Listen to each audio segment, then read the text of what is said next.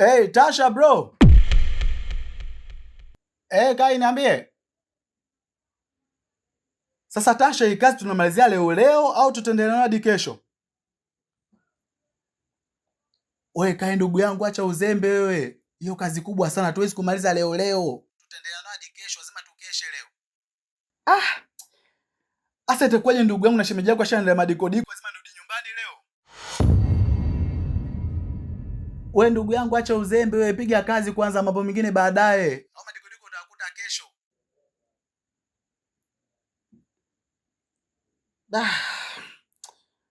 Sawa bwana, ila itakuwa maongosha kweli shemeji yako hapa. Sawa mume wangu. Kwa hiyo upo na Tasha? Noa.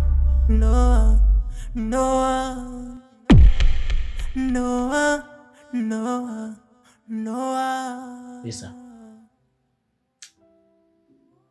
kwenye hili jambo ambalo tuko nalo mimi na wewe, hatua ambayo imefikia hivi sasa, inapaswa nitengeneze mtego. Kwa hiyo sina budi kutengeneza mtego madhubuti. Huu mtego ambao unautega ni mtego ambao uliua nyoka, kuku, mbuzi, ng'ombe pamoja na mkulima. Huo ndio mtego ambao unapaswa kuutega. Mbona sikuelewi? Unamaanisha nini?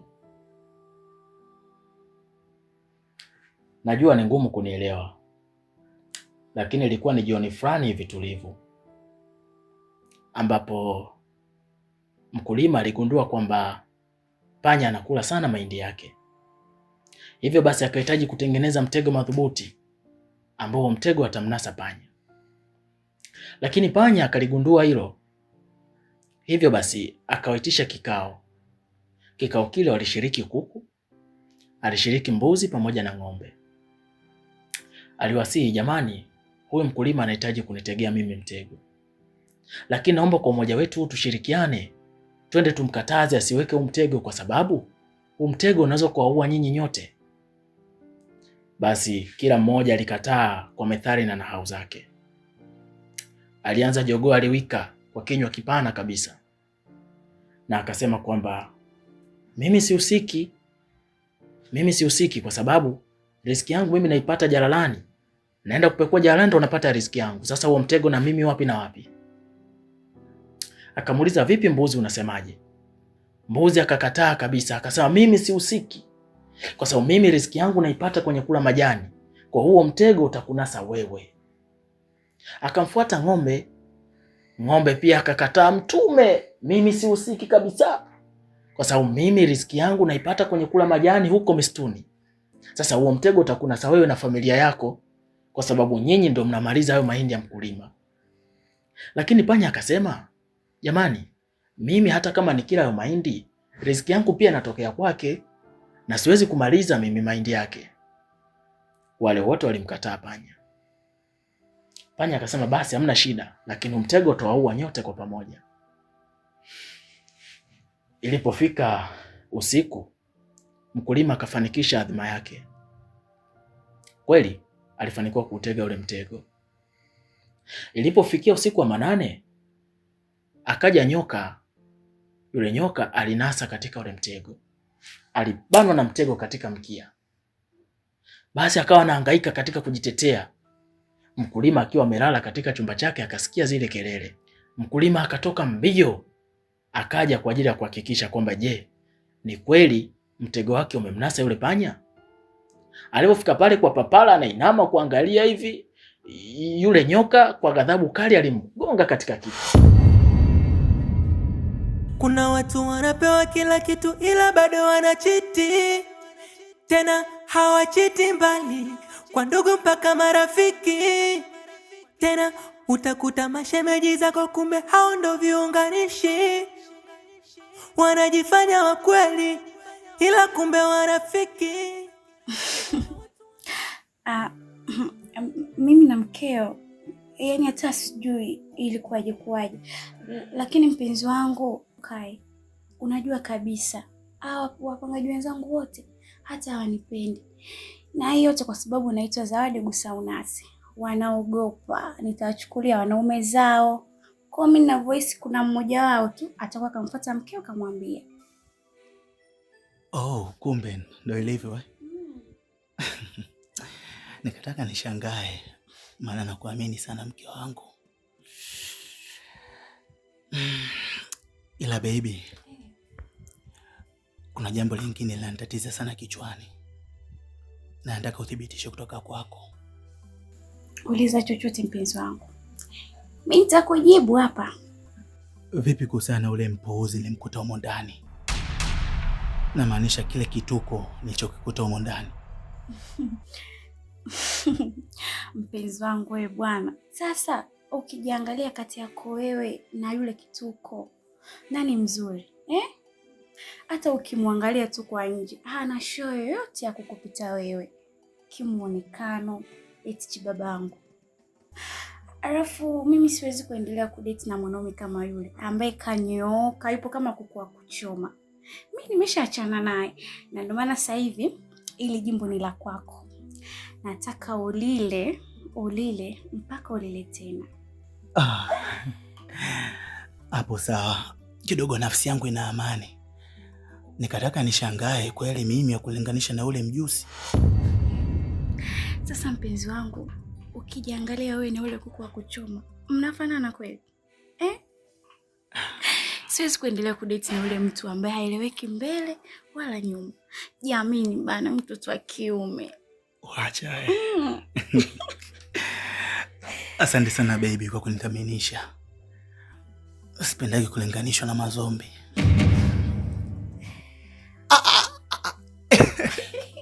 Huwezi kuandana naye. Sawa babangu. Ndio kama kuku wa kuchoma tu. Oh yeah.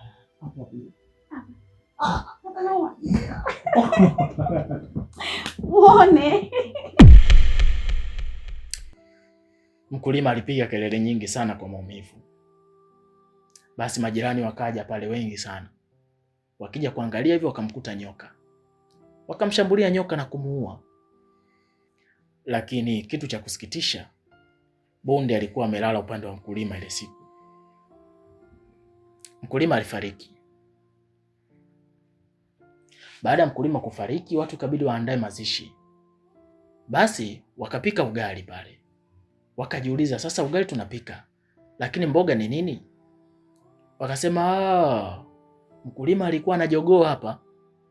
Hatimaye wakamkimbiza jogoo, akamkamata, akampiga kisu. Jogoo ameliwa mboga. Lakini ilipofikia kwenye mazishi, watu wanataka kuzika, kwa kuwa watu wamekusanyika wengi kama ilivyo ada, ni lazima upikwe wali mwingi sana. Baada ya kupikwa wali, wakajiuliza sasa huu wali tutakula na mboga gani? Wakasema oho, hapa kuna mbuzi. Basi mbuzi alichukuliwa naye alichinjwa akafanywa kitoweo. Msiba ukaisha, wakazika salama, lakini wakasema lazima tumalize na 3. Ilipofika siku ya 3, wakasema mpunga ndani upo mwingi sana. Mkulima alikuwa anafanya kazi bora sana ya kulima, lakini changamoto hatuna mboga. Wakasema kwa nini tuteseke wakati ng'ombe yupo? Basi wezi amini, ng'ombe pia alichukuliwa na alichinjwa. Kwa hiyo unaona kabisa mtego ambao alitegewa panya ulimfanya afariki nyoka, mkulima, mbuzi pamoja na ng'ombe. Kwa hiyo unamaanisha panya yeye hakufa? Panya alipona. Hadithi yako inasikitisha sana, lakini sijaelewa inamaanisha nini.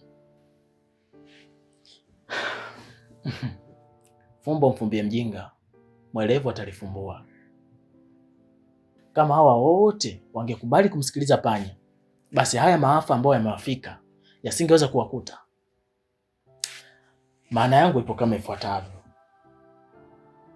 Kai hivi sasa naamini kwamba wewe kuna mwanaume ambaye unatembea naye, lakini bado hajafahamu kama ni mimi. Na ukiangalia Kai ni rafiki yangu wa karibu sana. Pindi akigundua hili swala itamuumiza mno. Kwa hiyo kitu ambacho natakiwa kufanya hivi sasa napaswa nitengeneze mtego madhubuti ambao utamfanya Kai aamini moja kwa moja kwamba wewe kweli kuna mwanaume ambaye uko naye na asifahamu kama ni mimi. Kwa sababu pindi Kai akigundua hili swala, rafiki yake wa karibu na msaliti natembea na mke wake, roho itamuuma sana na atanichukia daima. Inapaswa nitengeneze huu mtego. Ndoa ni moja ya kiapo, kile cha kufa na kuzikana. Ndani ina siri nzito, ila nje yake ina furaha. Ndoa inaweza kuwa ufunguo au inaweza kuwa kifungio. Kuna ndoa kila siku ni vilio, kuna ndoa ni furaha kila leo. Huwezi tambua, huwezi kuelewa, nani ametulia, nani anajutia kwenye ndoa. Kuna watu wanapewa kila kitu ila bado wanachiti, tena hawachiti mbali, kwa ndugu mpaka marafiki.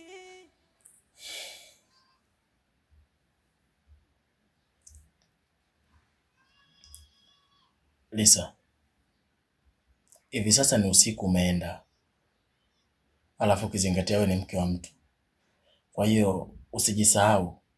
Hebu rudi nyumbani kwa mume wako kwanza saizi.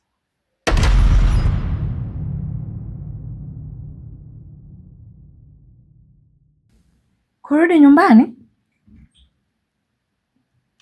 Mimi kurudi nyumbani sitaweza, Tasha. Lisa, mbona unajisahau? Unajua kwamba wewe ni mke wa mtu. Alafu mbona unajipa mamlaka wewe kama mke wangu? Unataka kulala na mimi usiku mzima ili iweje? Inapaswa urudi kwa mume wako. Uone sawa kwamba ujali utaka kurudi nyumbani. Vipi kuhusiana na Kai akigundua hili swala kwamba mimi na wewe tuko pamoja? Tasha, wewe si master planning. Sasa leo nataka na mimi nikupe planning zangu. Uliniambia kwamba Kai ameshaamini kwamba nina mchepuko. Sasa nataka kumwaminisha kweli mchepuko ninao. Leo sitarudi nyumbani, nitalala hapa na wewe mpenzi wangu. Au unasemaje?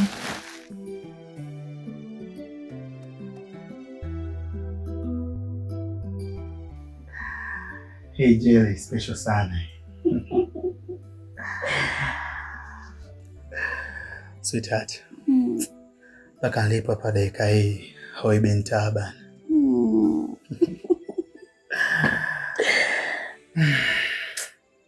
Zawadi, najua muda umeenda sana, na kwa mahaba ulionipa nafsi yangu imesuzika kabisa na mwili wangu najiona imara.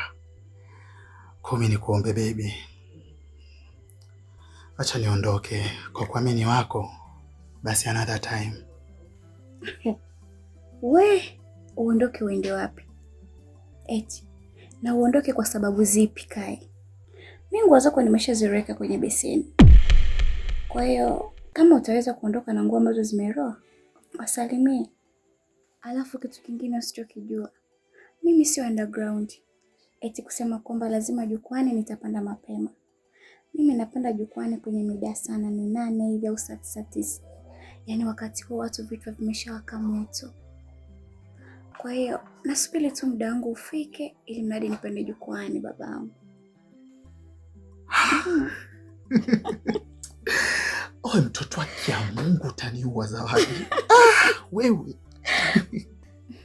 Kufa au ufi sweetheart. Ila cha moto takiona.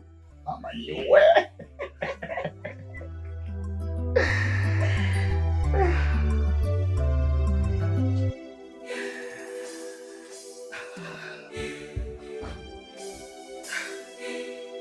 Si ulimwengu wa kawaida. Tasha, unaniambia mimi nirudi nyumbani. Mwanzako mimi nimekuzoea.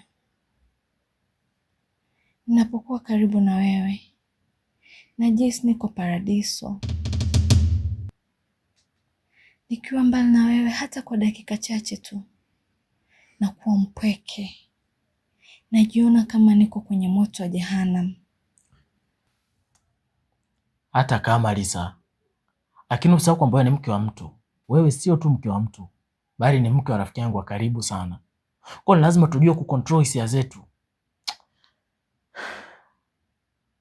Lisa, inapaswa tuwe makini sana. Tukiruhusu hisia zetu zitutawale, basi haraka sana tutafahamika, na hii itakuwa mbaya kwa upande wangu na upande wako pia.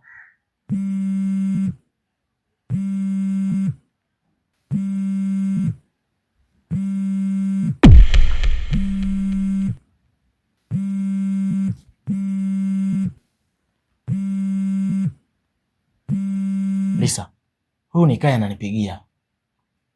Hii inawezekana kabisa Kaya amerudi nyumbani haja kukuta. Kwa sasa ananipigia mimi kukuulizia wewe uko wapi. Shakuwa mbaya hii. Nisikilize. Mimi nitakuwa nazungumza naye hapa. Lakini pete mimi niko nazungumza naye, na wewe naomba mpigie ili simu ziingiliane. Baada hapo nitakwambia nini kinafuata. Sawa.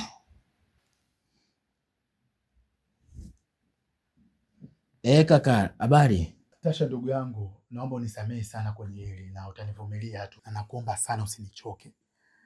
Maana hapa ninavyokuambia, huyu mtoto Zawadi kila siku nazidi kumwona mpya.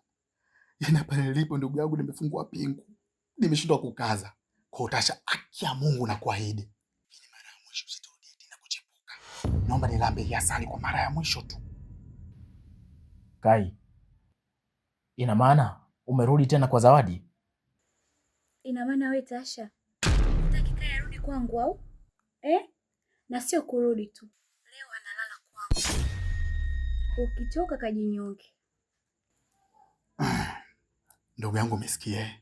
Na tuone ushajithibitishia mwenyewe kwenye hilo. Lakini Kai, kwa nini unafanya mambo kama hayo ndugu yangu? Tasha, sorry mara moja mke wangu ananipigia hapa, nitakurudia. Sawa. Nani ametulia? Nani anachutia kwenye ndoa? Kuna watu wanapewa kila kitu ila bado wanachiti. Tena hawachiti mbali, kwa ndugu mpaka marafiki. Tena utakuta mashemeji zako kumbe hao ndo viunganishi. Wanajifanya wakweli ila kumbe warafiki. Kuna watu wanatamani warudi kama zamani, waondoke kifungoni ila haiwezi.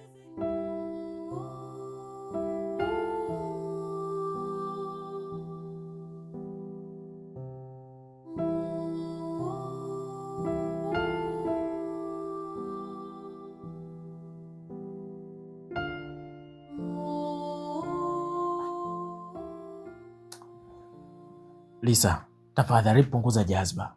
Usipaniki. Hili jambo halihitaji paniki. Ukipaniki tu, basi ndo tutakuwa tumepoteza mazima. Tasha, naumia sana. Ujui tu. I know kwamba unaumia. Lakini hebu jaribu kuwa mvumilivu. Kwa sababu baina wewe na Kai hakuna aliyekuwa msafi. Wewe unaumia na unalalamika kwamba Kai yupo kwa mwanamke. Lakini the same na wewe pia upo kwa mwanaume. Hakuna mtu ambaye amelala nyumbani baina yenu. Kwa hiyo na wewe unafurahia yanayopitia? No. Lisa, mimi sijamaanisha kwamba Sitaki kusikia kingine. Tell me what's next? Nisikilize Lisa. Pindi Kai akikupigia hapo, unapaswa kumwambia kwamba umepika chakula kizuri sana ambacho yeye anakipenda. Na huwezi kula bila uwepo wake. Kwa hiyo unamsubiri arudi nyumbani ili mle wote. Hiyo ndio plani iliyopo sasa. Angalizo. Pindi uko unazungumza na Kai, hebu toa jazba zako. Yaani usije ukamuonyesha kwamba umechukia kwa jambo lolote lile.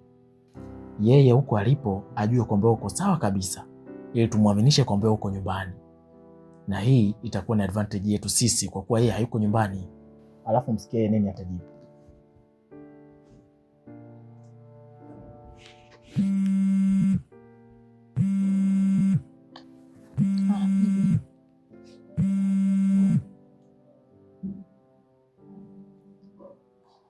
Halo mume wangu kipenzi. Mke wangu, habari? Habari za kazi? Wala hakuna haja kunipa pole mke wangu. Ni wajibu wangu kama mume wako kupambana kwa ajili yako na familia yetu kwa ujumla. Ni muda mrefu na kusubiri mume wangu. Leo nimekupikia chakula kitamu sana ukipendacho. Nashindwa kula bila uwepo wako. Na kusubiri uje tule pamoja. Wow. Asante sana mke wangu kwa kuniendelea chakula. Ila kwa bahati mbaya leo na kipengele, maana kuna majukumu ya kazi kidogo ametubana. Kwa hiyo labda subiri nimuulize Tasha kama kazi itaisha leo utaendelea hadi kesho. Hey Tasha bro. Kai niambie. Sasa Tasha, hii kazi tunamalizia leo au tutaendelea hadi kesho? Wewe Kai ndugu yangu, acha uzembe wewe. Hiyo kazi kubwa sana, tuwezi kumaliza leo. Tutaendelea hadi kesho, lazima tukeshe leo. Asa itakuwaje ndugu yangu na shemeji yako ashaenda madikodiko, lazima nirudi nyumbani leo. Wewe ndugu yangu, acha uzembe wewe, piga kazi kwanza, mambo mengine baadaye. Au madikodiko utakuta kesho.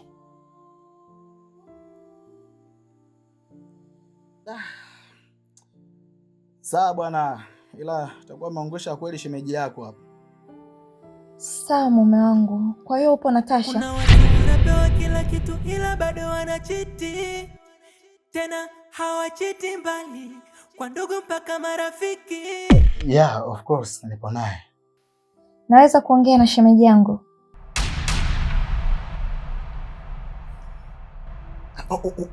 Umesemaje Elisa? Naweza kuongea na shemeji yangu Tasha? Sawa baby. Tasha, niambie Kai. Njoo bwana, shemeji yako anataka ongea na wewe hapa. Sawa, nakuja ndugu yangu.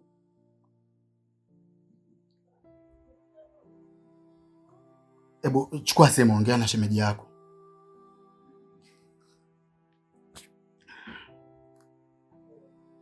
Shemeji niambie. Alo shemeji. Habari za kazi? Safi shemeji, sijui uko kwako. Salama. Nilitaka tu nipate uhakika kama ni kweli mume wangu yuko kazini. Si unajua tena. Abiria, chunga mzigo wako. Isitoshe leo niliandaa chakula kizuri kwa ajili yetu. Lakini pia hakuniambia kama atafanya kazi mpaka asubuhi. Muda wote nimekaa na msubiri mume wangu. Shemeji, Kai anafanyaje uzembe wa hali ya juu hivi? Waje kwambia kama tunakesha leo. Mimi Kai nakumjua ni mchumi yule. Sana usije upike madikodiko wakati arudi nyumbani. Wewe Kai ndugu yangu unakuwa mzembe wewe. Wewe shemeji anaandaa madikodiko hapo useme wakati leo tunakesha kazini. Sasa uzembe gani unafanya ndugu yangu? Nisamee ndugu yangu, sijua kama tunakesha leo kazini. Acha kujitetea bwana, huo ni uzembe. Sasa shemeji sikiliza. Huyu ndugu yangu na namudu. Mimi nitaongea naye na nitamkanya. Bila kusana usalama wake wala usiwaze. Leo tunakesha wote kazini. Kwa hiyo yupo salama, yupo mikono salama. Sawa shemeji? Sawa shem. Hakuna tatizo. Naomba niongee na mume wangu. Sasa mke wangu, nadhani mwenye ushaongea na Tasha kwa kuwa ni mtu ambaye unamwamini, ushajithibitishia kila kitu. Usijali mume wangu. Mimi nimeelewa kila kitu. Nikutakie kazi njema. Okay baby. Take care. Wow, asante sana baby. Na wewe pia uwe na usiku mwema, nakupenda sana. I love you. Wewe Kai, acha uloso, ndio tufanyie kazi, hatuna muda, usiku umeenda huu. Sawa bro, nakuja hapo sasa hivi.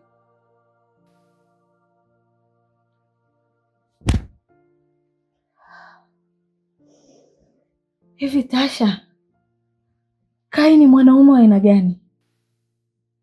Nimekuwa nikisikia wanaume ni waongo, lakini mume wangu Kai amezidi. Hebu imagine, anapiga simu, yeye ndo Kai, yeye ndo Tasha. Yaani ananifanyia vitu vya ajabu. Tasha, niko na wewe hapa. Huyo lokuwa anaongea naye ni nani? Kama sio yeye ananifanyia maigizo yake. Yaani Kai amezidi drama jamani. Lisa. Calm down. Relax. Usipanic. Ukipanic tu basi utakuwa umepoteza kila kitu. Kama nilivyokuambia hapo awali, kwamba wewe na Kai ni the same. Kwa upasi kupanic katika hili swala, bali ni kutumia zaidi ubongo.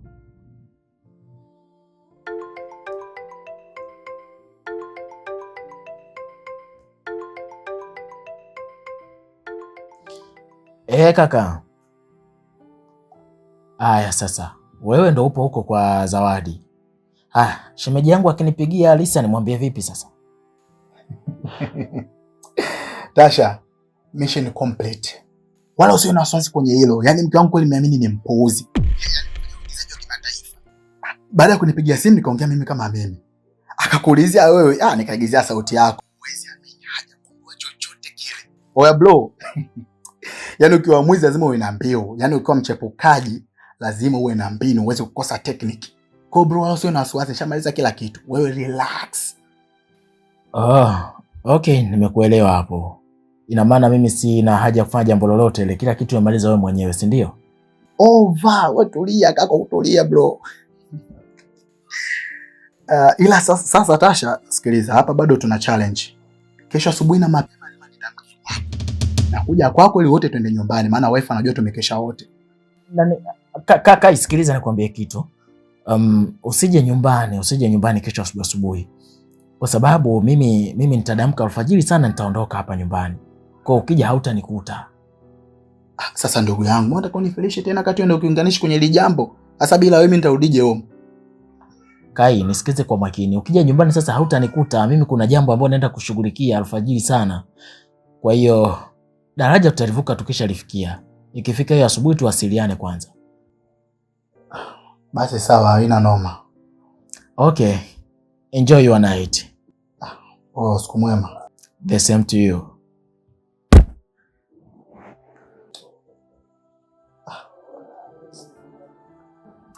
Kuanzia leo naomba nimpe Kai jina. Atakuwa anaitwa Mr. Drama. Mwanaume ni too much.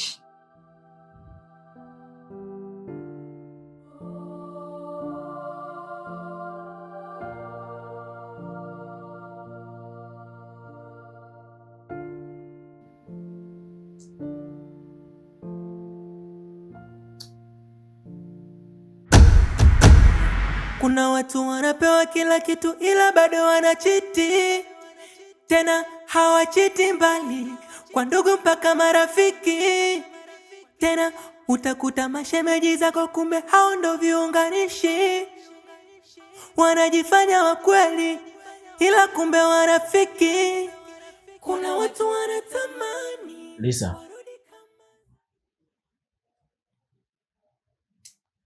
Kai ni mtu wangu wa karibu sana. Na Kai kwenye maisha yake yote mimi ananiamini kupita kiasi. Yaani kwenye kila jambo lake analolifanya hawezi kufanya bila kunishirikisha mimi. Kwenye maisha yake Kai amenifanya mimi namba moja. Hebu jaribu kufikiria katika ufahamu wa akili yako. Yaani mpaka michepuko yake mimi ananishirikisha. Tunapanga mipango ya kuzunguka wewe. Hamna cha Kai ambacho mimi nisichokifahamu. Hivyo mtu mimi ananiamini kiasi gani? Lakini Lisa, kitu kikubwa ambacho mimi kinachoniumiza katika akili yangu na moyo wangu ni usaliti. Siku Kai akija kugundua kwamba mimi rafiki yake wa karibu, anaishi na mimi kama ndugu, ananishirikisha kila jambo lake, akija kujua kwamba mimi namsaliti natembea na mke wake, Kai ataumia sana, sana zaidi ya sana. Na atanichukia kupita maelezo. Hiko ndo kitu ambacho mimi kinachoniumiza.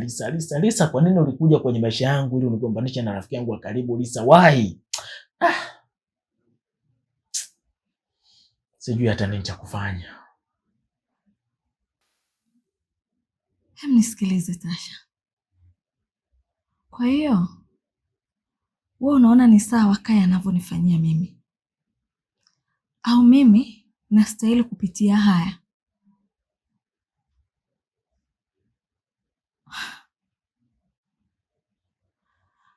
Ukiangalia, Kai ndo mwanzo wa mambo yote haya. Kai ndo sababu ya mimi kuchepuka. Kai ndo sababu ya ndoa yetu kuvurugika. Bila mimi nisingekuwa hivi. Hebu angalia anayoyafanya. Ananiongopea, ananifanyia drama za ajabu, anaongea uongo all the time. Anafurahia wanawake wengine wa nje kuliko mimi mke wake. Ananitoa akili, wewe mwenyewe ni shahidi. Hivi unadhani ule mwanaume ananichukuliaje mimi? Lisa, hata kama Lisa, kuna baadhi ya siri ufichwa kwa faida yako wewe mwenyewe binafsi. Yaani kuna siri nyingine ukizijua lazima itakuumiza sana. Hebu angalia. Umejisikiaje leo hii baada ya kugundua kwamba mume wako anakusaliti? Lakini pia anapanga mipango mingi ya kukuzunguka. Namna gani ambavyo umeumia? Kwa hiyo hizi siri zote zilikuwa zinafichwa kwa faida yako wewe mwenyewe binafsi. Lisa, ubongo wangu una shake sasa. Sielewi nini cha kufanya kwa kweli. Alafu unasema kama mimi na Kai hamna msafi hata mmoja? Ni kweli kabisa, hamna msafi hata mmoja, lakini hata wewe pia sio msafi.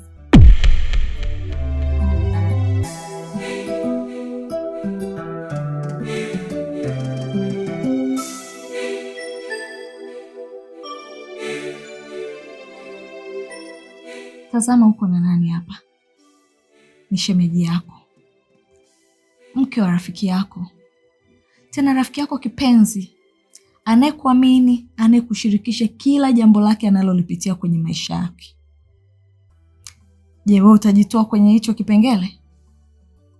Kwa kifupi, mimi, wewe, Kai, wote hakuna msafi hata huyo mmoja. Ninachoweza kukushauri, acha maisha tuyapeleke vile anataka. Ni wakati wetu tu enjoy. Sawa baby?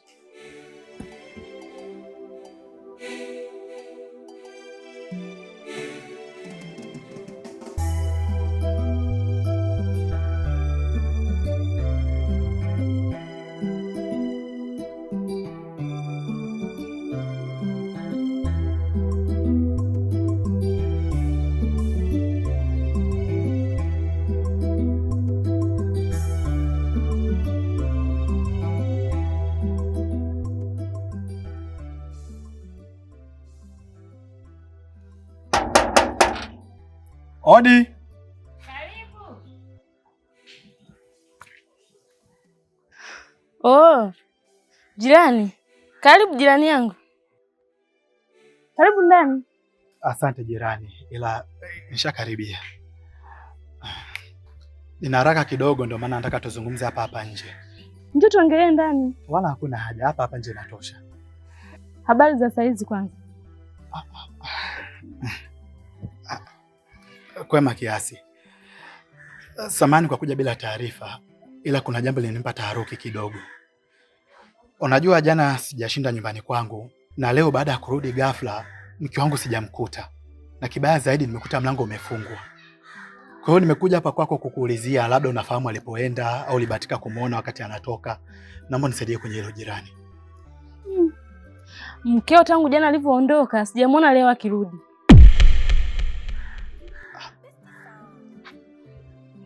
Unasemaje jirani? Kwa unamaanisha mke wangu hajalala nyumbani jana? Mimi kulala nyumbani au kutokulala nyumbani mimi sijui. Mimi tangu jana alivyoondoka sijamuona akirudi. Sawa, nashukuru. Asante kwa ushirikiano wako. Kwani kuna nini? Hakuna shida. Subiri jaribu kumpigia tena simu.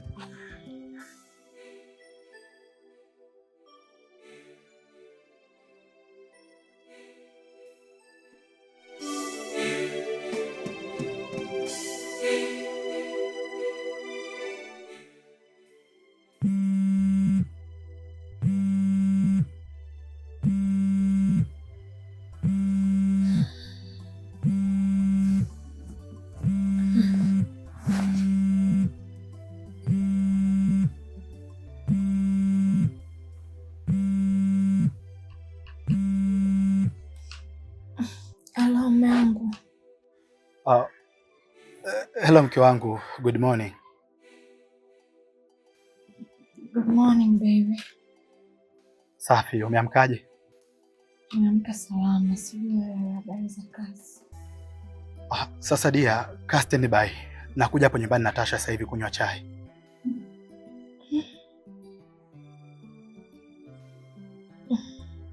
Sasa sikia mume wangu.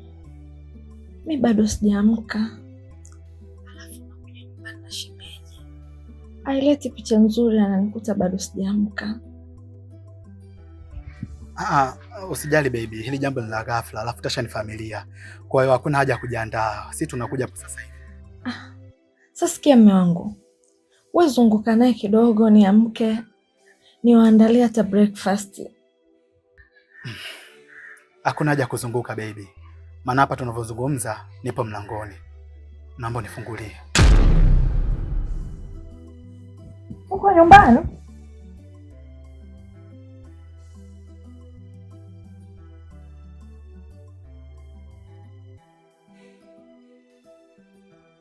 Hello? Lisa? Hello?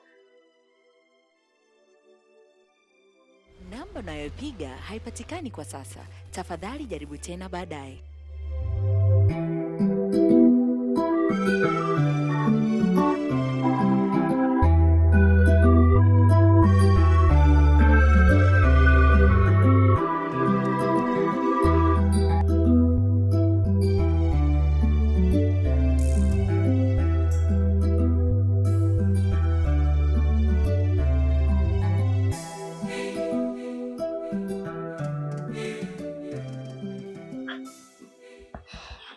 Lisa, nini shida? Tasha. Kai yupo nyumbani mlangoni. Ananiambia nifungue mlango.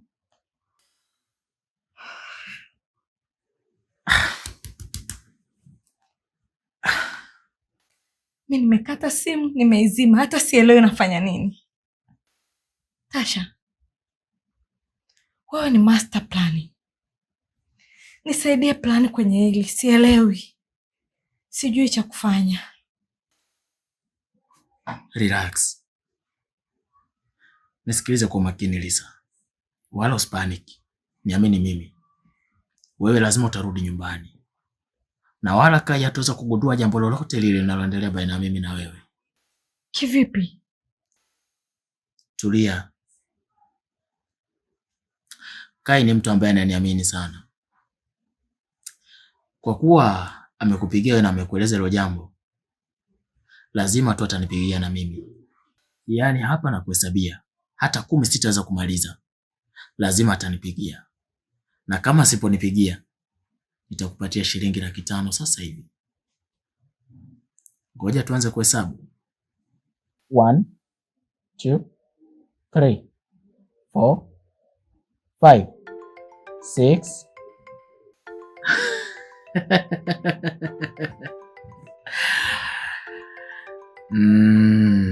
namjua vizuri. Ni yeye. Hello kaka. Hivi bro, ushakusalitiwa kwenye maisha yako? Huwezi amini Tasha. Nimethibitisha shairi kuwa Lisa ananisaliti. Bro, shemeji yako ananisaliti Tasha. Unajua ni maumivu kiasi gani napitia? Unafahamu maumivu usaliti vizuri bro. Kwenye hilo simbishie kabisa. Nimethibitisha kuwa Lisa anatembea na mwanaume mwingine. Nimerudi nyumbani hapa sijamkuta. Nimeweza kwa majirani hawajamuona. Kwanza mimi nitafikiria vipi sasa bro? Kai, hebu acha kupaniki. Acha kupaniki ndugu yangu. Mara kadha wanakwambia. Jambo lote likitokea ukipaniki tu ndio unapotea mazima. Nisikilize nikwambie kitu kimoja. Mimi baada ya kunifikishia taarifa hizo kwamba mke wako umegundua kwamba anakusaliti, mimi pia sikukaa kizembe, kwa sababu wewe ni rafiki yangu wa karibu sana. So wewe na mimi pia nimeumizwa. Hivyo basi nikaamua nianze kufuatilia hili jambo. Na taarifa njema tu brother. Nimeshafanikiwa kugundua nani anatembea na mke wako. Hivyo basi naomba mimi na wewe tuonane sasa hivi ili nikupe kila kitu nikwambie.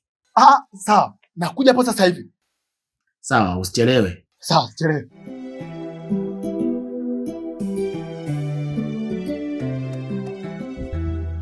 Sikiza nikwambie Lisa, na hapa hakuna tena cha kupoteza. Haraka iwezekanavyo inapaswa uondoke nyumbani kwako. Nimeshampigia simu, yeye atakuja hapa sasa hivi.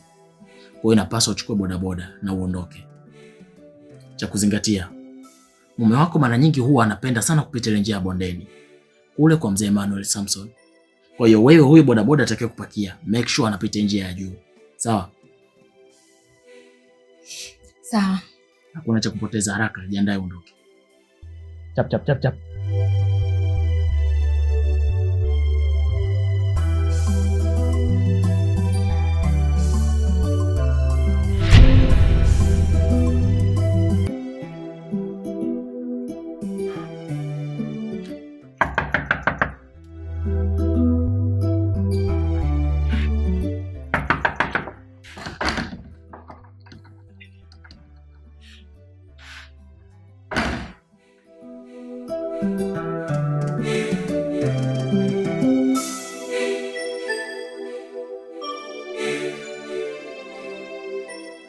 Kai, tumevurugwa kiasi kwa nini unanikazia macho? Nini shida?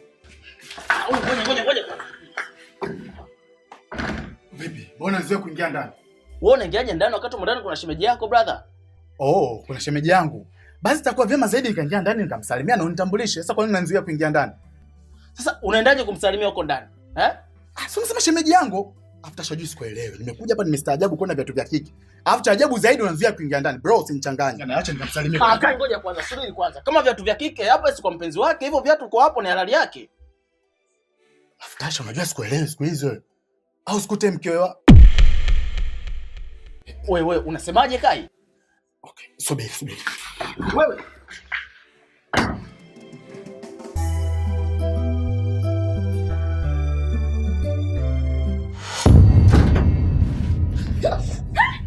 Wewe kaka vipi? Mbona unaingia kwenye vyumba vya watu bila taarifa? Samahani dadangu. Sikujua. Ni bahati mbaya tu. Toka bwana. Okay, naomba nisamehe shemeji. Nisamehe sana.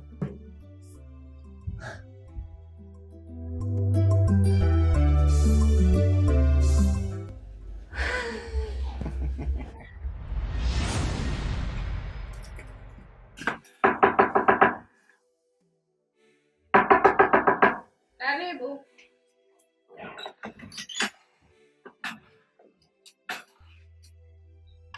Karibu. Asante sana dada. Habari za saizi? Salama. Samahani, najua kwamba wewe ni mgeni hapa, lakini kuna msaada mmoja kama utojali, naomba unisaidie. Jambo gani? Kuna mchezo ambao nahitaji tuucheze mimi na wewe, na pindi tukiufanikisha huu mchezo nitakupatia shilingi 50,000, na wala mchezo uchukue muda mrefu, dakika 5 tu, yani 5 tunakuwa tumemaliza kila kitu. Mchezo gani huo? Afu mimi 50,000 sio shida zangu. Unataka tucheze nini? Sawa dada, naomba unielewe. Mimi nimekuelewa vizuri tu. Basi nitakuongezea dau. Nitakupatia shilingi 100,000 taslim pindi tu tukikamilisha hii kazi. Yaani kwa kifupi sana, kuna mtu atakuja hapa nyumbani kwangu muda sio mrefu. Sasa huu mchezo ambao nataka tuucheze mimi na wewe, nahitaji nichukue viatu vyako, niweke pale mlangoni. Pindi akifika akiona kuna viatu vya kike, lazima atajua kwamba mimi na mwanamke ndani. Na kwa ninavyomjua yule jamaa, ni lazima atataka aingie huko ndani alazimishe amjue mwanamke ni nani. Kwa hiyo sasa mimi ninachokihitaji akiingia mle ndani akukute ni wewe. Yaani wewe pia uende ukakae chumbani kwangu kwa muda dakika 5 tu. Ukimaliza mimi nakupatia pesa yako dada. Wewe kaka samani. Yaani mimi nicheze mchezo huo na wewe? Yaani mimi niigize mpenzi wako? Kwa kipi yani? Dada, naomba unisaidie tafadhali. Yaani huu mchezo wala uchukui muda mrefu, dakika 5 tu, 5. Yaani ukimaliza mimi nakupatia pesa yako hapo hapo dadangu. Tafadhali naomba unisaidie. Na sio kwamba eti tutakuwa na mahusiano ya kweli. Hapana. Bali huu ni mpango tu, yani wa muda mfupi tu. Yaani ni mpango ambao tunajua mimi na wewe. Wala hatuna mahusiano ya kweli. Kwa hiyo unamaanisha kwamba ananikuta tu ndani baada ya hapo mimi nataka. Basi, yani ni hivyo tu. Nitakupatia shilingi 100,000. Kama hivyo sasa.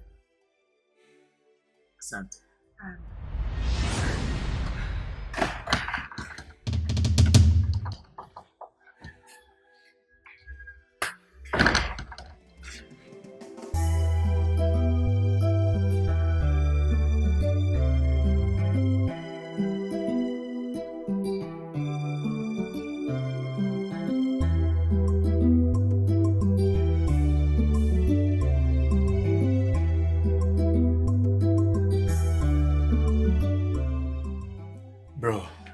naomba nisamehe sana.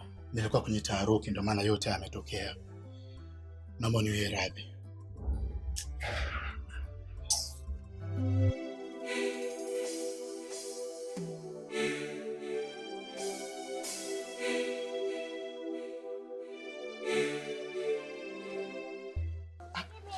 Bro, naomba nisamehe sana kwenye hili na wala usinimind. Sikujua bro, sijafanya makusudi. Mimi kwenye hili kai lazima nikumind. Kwa sababu ningekuwa sijakwambia kweli, lakini nimekueleza kila kitu pale kwamba huko ndani niko na shemeji yako. Ina maana wewe ukaanza kungangania unataka uingie huko ndani, unataka uingie ndani. Ina maana mimi uniamini, si ndio? Haya sasa umeingia ndani umemkuta shemeji yako. Umepata unachokitaka? Na kuuliza umepata ulichokitaka? Bro, nisikilize basi. Unajua nilipokuja nikakuta viatu vya kike nje. Sikujua ni nani upo ndani. Kwa hiyo nikataka nithibitishe. Kwa sababu unajua ndugu yangu sikuelewelewe wewe. Kila siku unasema utakutambulisha tu shemeji yako. Kwa sababu ukiachana binamu yako na mendea. Kuja kutambulisha shemeji yangu. Kwa hiyo nilipoona vile viatu vya kike nje nikataka nithibitishe na kweli nimeamini. Safi sana ndugu yangu. Hujaniangusha kwenye ila nisamehe sana bwana, sifanya makusudi. Hongera sana ndugu yangu. Unajua shemeji kwa kusudi. Sio mchezo. Hapo jamaa wewe noma sana. Unafanya sana silent killer mkimya, kumbe una balaa, unawanyosha. Safi sana. Tasha fine boy. Excellent bro. Huo ndo wanaume sasa. Maana ndugu yangu kwa sikuelewelewe. Sengine ningesema labda ndugu yangu jogoo apande mtungi, ila leo umethibitisha wewe ni kidume. Sorry lakini bro.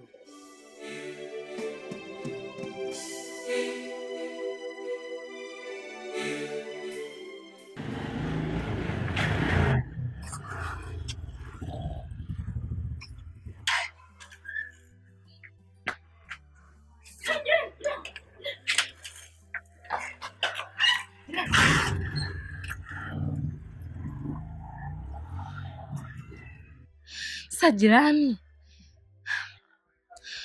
unapoondoka huko ndani unatoa taarifa.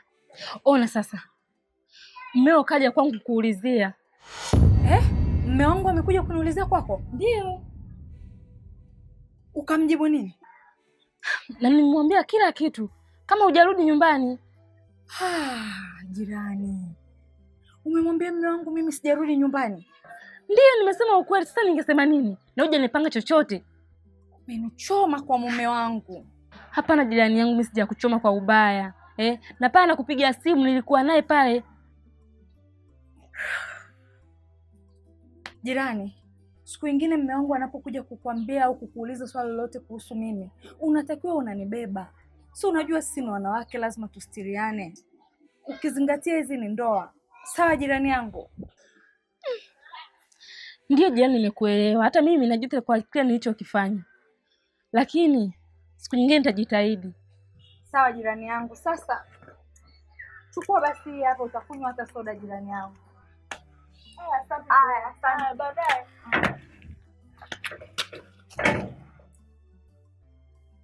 Unachekesha ni kuonechesha, si ndio? Sikiza nikwambie kitu kimoja Kai, wewe umezingua. Yaani umezingua hiki ambacho umekifanya leo ndugu yangu.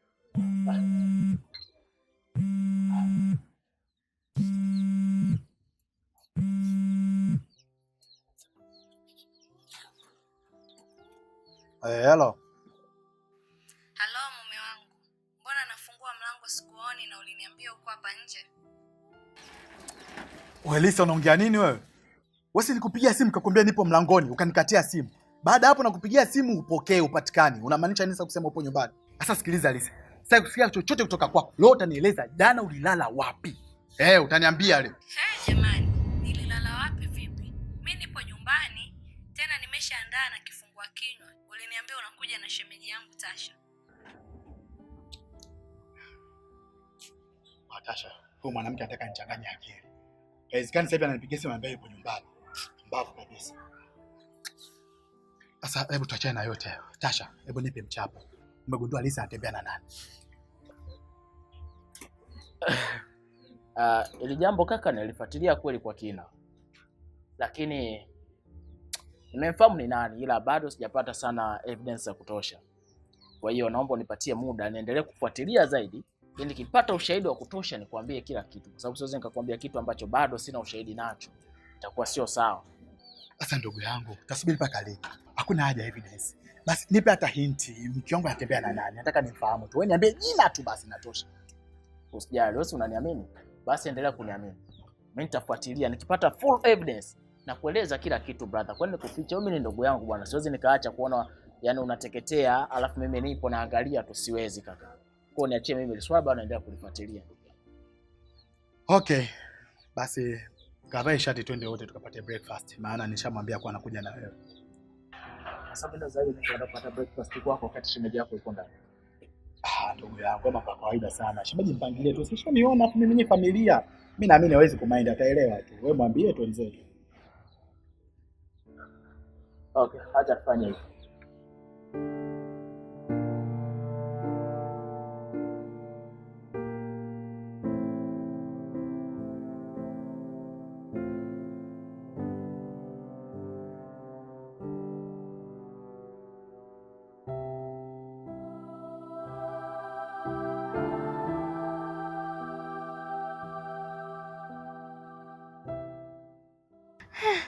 Jirani, samahani sana jirani yangu. Yaani aibu naona mimi jamani. Suna sasa, nikwambia kwamba mkeo hajarudi. Kumbe alirudi jana na mimi sikumuona, nilikuwa ndani na kazi zangu, sikumuona muda naingia. Jirani, mbona unanichanganya? Si nikuuliza mikutana na mke wangu kasema hajarudi nyumbani. Sasa nakuaje ghafla from leo unaniambia kwa mke wangu alirudi? Sikumuona muda narudi, jirani yangu. Samahani lakini sisi nikawa nimewagombanisha bure, umekasirika. Mkeo yupo ndani.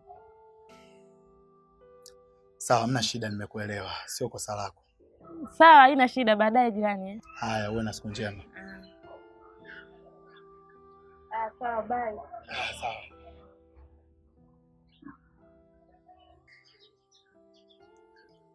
Haya sasa, unaona ndugu yangu? Yaani wewe sikio lako umewakabidhi majirani zako. Unawasikiliza kila wanachokwambia. Haya sasa. Umemuuliza na amekwambia kwamba mke wako hakurudi nyumbani. Kumbe maskini Mungu mke wako yuko ndani. Yeye alikuwa busy na mishe zake, mke wako amerudi, hajamuona. Wewe umepanic, umeamini kuli mke wako hajalala nyumbani. Angalia sasa kiko wapi leo hii. Yaani mimi baada ya kuniambia tu vile kwamba mke wako hajalala nyumbani, yaani mimi nilishanyanyua upanga wangu. Nilichukia. Kwa nini iwe kitu kama hiko? Na nikaandaa nondo zangu, silaha zangu zote nilizinyanyua. Nije kumbana na maswali vile ipasavyo shemeji. Mpaka ingetuambia ukweli lala. Lakini sasa angalia, kama ningemuuliza sitongeonekana wote tuna maana kaka. Umesikia ndugu yangu, sio kosa langu na nilikuwa najaribu tu kumstiri. Ila ni huyu kenge ndo aliniamisha kwa mke wangu hajarudi nyumbani. Mbavu kabisa. Basi, achana, ila siku nyingine kuwa makini.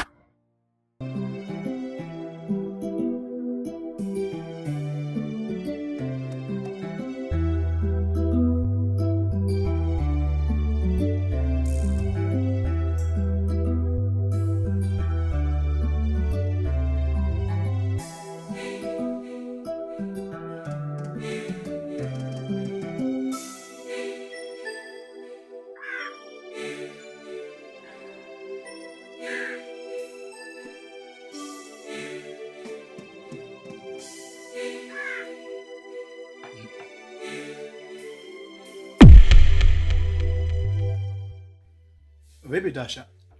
Unavionaje vitafuno? Vitumbua ni vizuri sana. Vizuri vitamu. Na isitoshe pia hata chai aisee ni tamu sana. Yaani na vitu vyangu kabisa. Shemeji ameweka viungo vyote vimetimia. Hongera sana shemeji kwa kupika chai nzuri. Mambo madogo sana kwa shemeji yako. Na hii ndo kwanza breakfast tu, bado lunch. Onja madiko yake sasa yale. Ipo vizuri sana shemeji yako.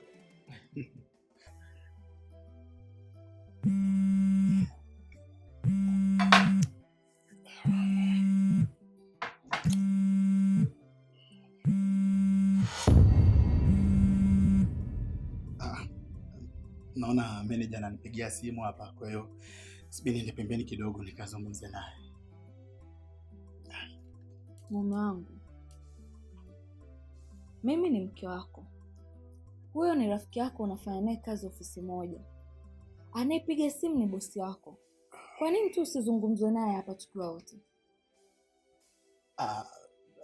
Shemeji, unajua meneja wetu sisi ni mtu ambaye anaruka za matusi sana. Yaani hapa akipokea hiyo simu ataanza, yani salamu yake ni matusi. Sasa inakuwa sio vizuri eti wewe ukasikia mume wako anaongelewa matusi hapo. Inakuwa sio sawa. Kwa hiyo mwache tuende akaongee na simu kwa pembeni. Kaka, na unaweza kwenda? Kwa jamaa na kumbukumbu wewe. Anamjua vizuri bosi wetu. Yule jamaa na matusi, na sio matusi tu, ananongwa. Kwa hiyo akianza kuongea naye kwenye simu atakusema siku nzima bila kumaliza. Kwa hiyo acha nende private nikaongee naye. Tumaliza naye private.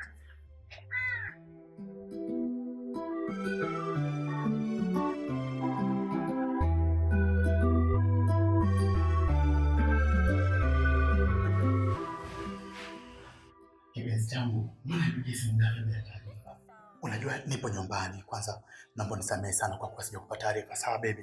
Jamani, mbona unaongea haraka haraka hivyo? Hebu relax basi kipenzi. So ni relax baby. Mimi nipo na mke wangu afu tulikuwa tumekaa sebleni pale. Sasa nitumie text kwanza kabla ya kupiga baby basi. Sawa? Jamani kipenzi changu Kai. Hivi ni mara ngapi nikwambie ukiwa upo na mazungumzo na mimi, sitaki umtaje huyo mwanamke wako. Halafu ulivyoondoka hapa nyumbani kwangu, mbona kama unanitega hivi, maana umeacha wallet yako nyumbani? Oh, baby, nisamehe sana, unajua nilisahau kuichukua. Ila kipenzi changu umenishangaza. Sikutegemea kama ungenitaarifu sana hilo swala, labda ungejiongeza na kuchukua pesa. Ila umefanya jambo la heri sana baby. Mimi nimefundwa na nikafundika. Siwezi kuchukua pesa ya mwanaume bila ruhusa yake. Ni kwa sababu nakupenda, ndio maana siwezi kuiba pesa yako. Kwa hiyo, wewe fanya mambo yako yote, ukimaliza uje kuchukua wallet yako nyumbani. Nimeisha ile kipenzi changu, kweli nimefundika, nakupenda sana na wala sikuwa na pesa. Sasa nakupenda.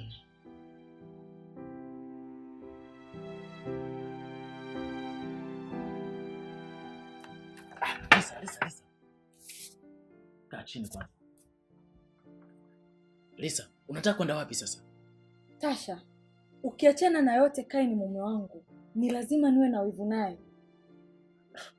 Sasa, kwenda huko ambako unaenda, ndio unaweza kulimaliza hilo tatizo. Hebu relax basi Lisa. Siwezi, Tasha. No. Lisa. Kwa nini unakuwa hivyo Lisa, utaki kuelewa? Umenizuia eh?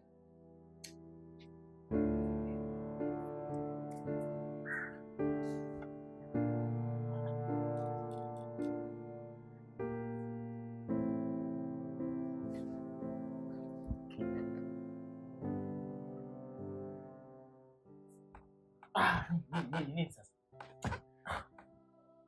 Hapana bwana. Lisa, hebu subiri basi. Mambo gani ambayo unafanya hayo? Hebu fikiria hapa, kwa mfano Kai akaja hapa sasa akakuta tukio kama linaendelea. Atanichukuliaje mimi? Tasha, unaogopa nini? Wewe ni mwanaume. Wewe, hakuna wanaume wa namna hiyo. Wewe vipi bwana? Hebu jaribu basi kucontrol hisia zako Lisa. Kwa nini unajisahau? Mara kwa mara nakwambia hili swala, control hisia zako. Umenizuia nisiende kusikiliza Kai anaongea na nani. Niko hapa nataka kufanya ninachotaka, bado hautaki. Na kama unavyonijua, mimi kukaa karibu na wewe Tasha, alafu nikae hivi, siwezi. Kuna watu wanapewa kila kitu ila bado wanachiti. Tena hawachiti mbali, kwa ndugu mpaka marafiki. Tena utakuta wewe Lisa, mara kwa mara nakwambia, jaribu kucontrol hisia zako bwana. Hiki kitu ambacho anakifanya wewe sio kizuri hata kidogo. Kai akirudi akitukuta tumekaa hapa, tayari ni shida. Hebu rudi kule. Tasha, kama utaki, acha nimfuate Kai huko. Lakini Lisa, usiende tafadhali. Utakubali kuenda? Hiyo hapana Lisa, hapana, hiyo siwezi. Lisa.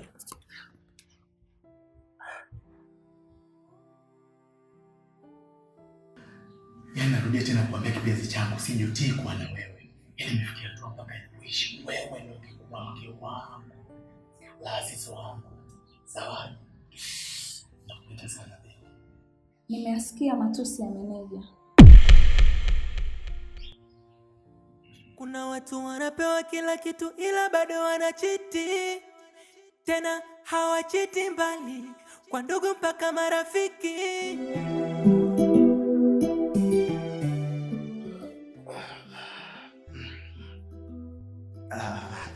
Lisa, unajua nilikuja hapa kuosha vyombo. Kuosha vyombo tena. Nilikuwa na mazungumzo private kwenye simu. Kai, mume wangu, kwa nini ubadiliki? Ona mpaka unachanganya. Umekuja kuosha vyombo kujikoni.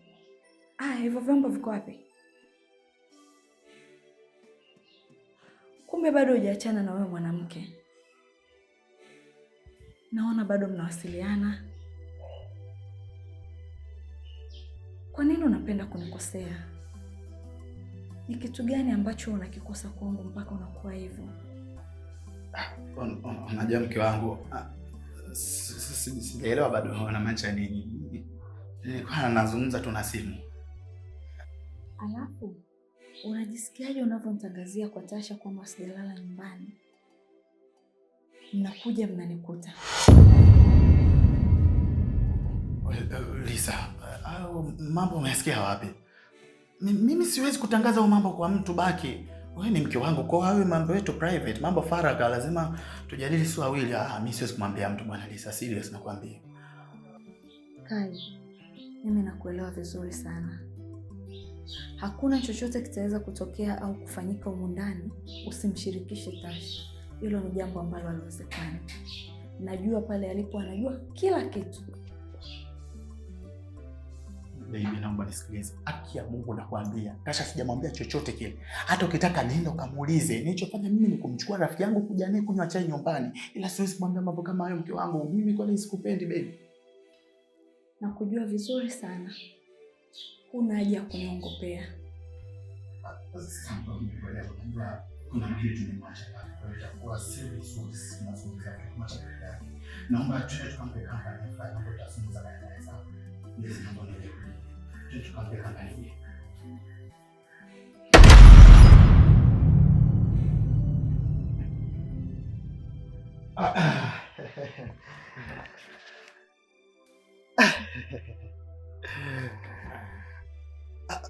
Vipi ndugu yangu? Tuendelee kupata chai? Unajua kaka, wakati umeondoka na shemeji pia alivyotoka hapa, mimi nilivyobaki mwenyewe nimekunywa chai na nimeridhika na nimeshiba pia. Asanteni sana kwa chai iliyokuwa bora na nzuri kweli. Nikiangalia hivi sasa muda ushanitupa mkono. Kwa nilikuwa naomba kibali chenu mimi nielekee nyumbani sasa.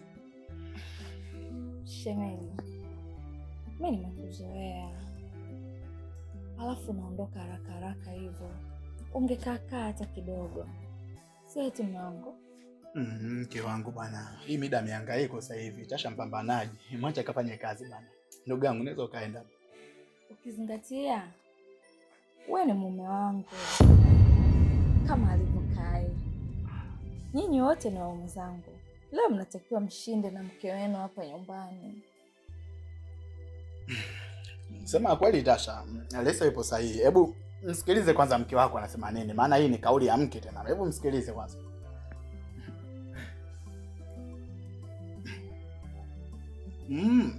Au niseme? Useme nini? Niseme nini kivipi bana? Nimwambie kitu gani kinakuharakisha uondoke? Mimi mbona sina kitu chochote ambacho kinaniharakisha niondoke hapa? Tasha, sisi bwana wote ni familia. Hakuna haja kuficha bwana. Si unajua mimi ndugu yako pia, friji langu aligandishi. Nimwambie au usimwambie? Mume wangu, kwani kuna nini? Au umemwacha mke mwenzangu ndani? Lisa, kama ulikuwepo vile. Sasa hapa hakuna haja kuficha. Kwa kuwa mwenyewe ukurasa ushaanza kuufungua, basi acha nimalize kila kitu. Sasa mke wangu, subiri nikwambie. Siri inaitwa kwako. Usimwambie mtu yoyote yule. Ni kweli hujakosea. Tasha kuna mwanamke kamwacha nyumbani. What? Huwezi kuelewa nani ametulia, nani anachutia kwenye ndoa. Kuna watu wanapewa kila kitu ila bado wanachiti, tena hawachiti mbali, kwa ndugu mpaka marafiki. Tena utakuta mashemeji zako, kumbe hao ndo viunganishi, wanajifanya wakweli. Sasa mke wangu unashtuka nini? Kwani Tasha sio mwanaume? Wala ndugu yangu ni kidume tena rijali. Kaacha chombo cha maana, kaacha mwanamke mrembo mweupe kama White Maria. Kaja kwa sia kuchagua, na ukimwona wifi yako lazima umpende, maana mnashabihiana. Ndugu yangu na hatari wewe. Nilikuwa nakuona silent killer, una mambo mengi, ila leo umenionyesha makucha yako. Tasha. Safi sana ndugu yangu. Kidume, dume la shoka. Sawa bwana. Tuachane na yote hayo. Muda umeshatarada hadi jamani. Naomba niwae nyumbani tafadhali kama mtojali. Basi sawa. Acha nikutoe nje usindikize. Sawa. Wewe uende wapi? Wewe unabaki hapa. Uoge, ubadilishe nguo, upumzike. Kisha ndo nitakuruhusu utoke. Sasa Lisa, mimi namtoa tu hadi getini hapo, mke wangu narudi mara moja tu. Shemeji, msalimie mke mwenzangu. Sawa, hamna shida. Oya, msikilize mkeo bwana.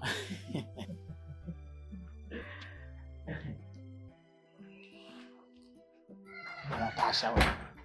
Fine boy. Kidume, dume la shoka. Ana chombo kikali hapa ndo ficha siku zote. Sema asante sana. Yaani mpango ambao tumeupanga umeenda kama ulivyokuwa. Shukrani. Yaani mimi mwenyewe sikutegemea kabisa. Yaani kazi ya dakika 5 natoka na 100,000. Siku nyingine kitokea issue kama hii sasa kunishtua kwa kweli. Kuna watu wanahangaika mwezi mzima na hawaishiki. Wewe acha tu, watu tunahangaika. Sawa madam, kwa sababu ni mgeni hapo umehamia na ni majirani sisi. Tunaweza kufahamiana kwa majina kama hutojali. Mimi naitwa Mr. Tasha. Oh, nimefurahi kukufahamu Tasha. Mimi naitwa Lulu. Oh, nimefurahi sana kukufahamu Lulu. Wewe ni mkarimu sana. Karibu. Basi sawa. Asante. Uwe na siku njema. Haya, karibu sana. Asante. Haya. Tasha.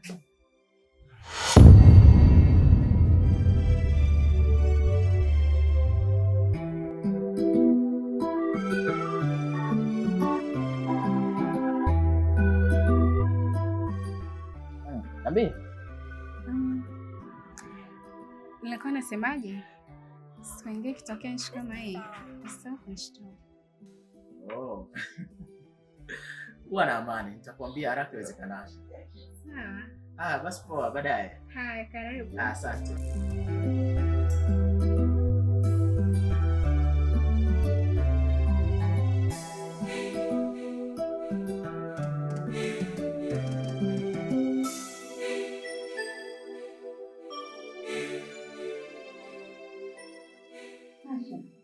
Naomba uniambie mwanamke uliomwacha nyumbani kwako ni nani?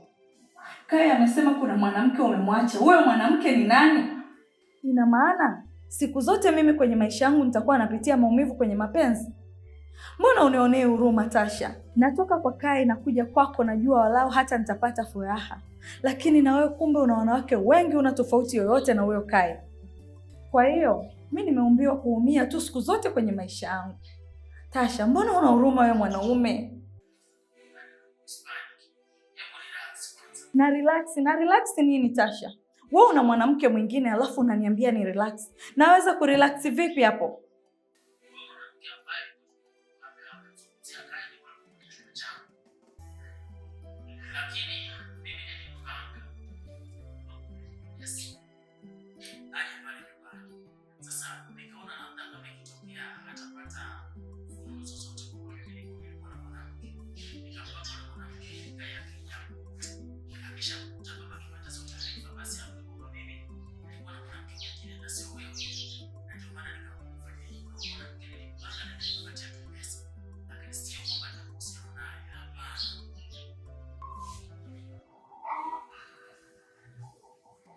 Afadhali Tasha, niliposikia kwamba una mwanamke umemwacha chumbani, moyo wangu uliumia sana.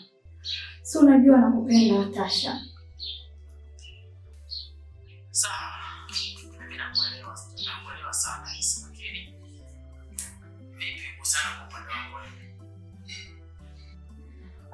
Kwa upande wangu kila kitu kipo sawa. Yule jirani yangu aliyomwambia mume wangu kwa sijalala nyumbani, nimempa hela kidogo. Kwa hiyo kila kitu kipo sawa. Sawa, vizuri, lakini sasa kitu kingine ni sawa. Unajua ni mtu wa mtu, jitahidi kidogo kuchoice, kwa sababu itakuwa sio nzuri kupeleka mimi sana. Just imagine, pale unanilisha nazi, unahitaji kulisha nazi kwa mfano kama ingekuwa ile kitu. Kwa shadalika. Kwa hiyo sasa naomba umakini sana control hisia zako. Kwa sababu mipaka leo inajiona mwenye hatia na dhambi kwa sana kutembea na wewe. Wala usijione mwenye dhambi na hatia yoyote katika hili. Mimi nitakulinda na kukutetea kwenye kila jambo. Si unajua nakupenda sana Tasha. Asante sana kwa upendo wako. Lakini usisahau and then take care kwa siku njema. Thank you baby. Take care too.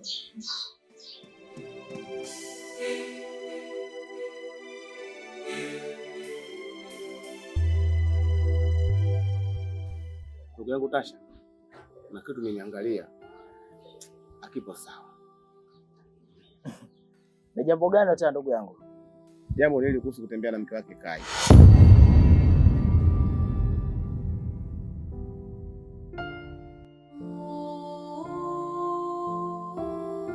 Mzuri. Wanaona nini ndugu yangu? Kila ukikaa na mimi huwezi kumaliza maneno bila kutaja hilo jambo. Yaani lazima ulizungumzie hiyo issue. Kwani vipi ndugu yangu wewe? Huwezi ukafunga mdomo wako ukanyamaza kimya. Wewe inakuuma nini?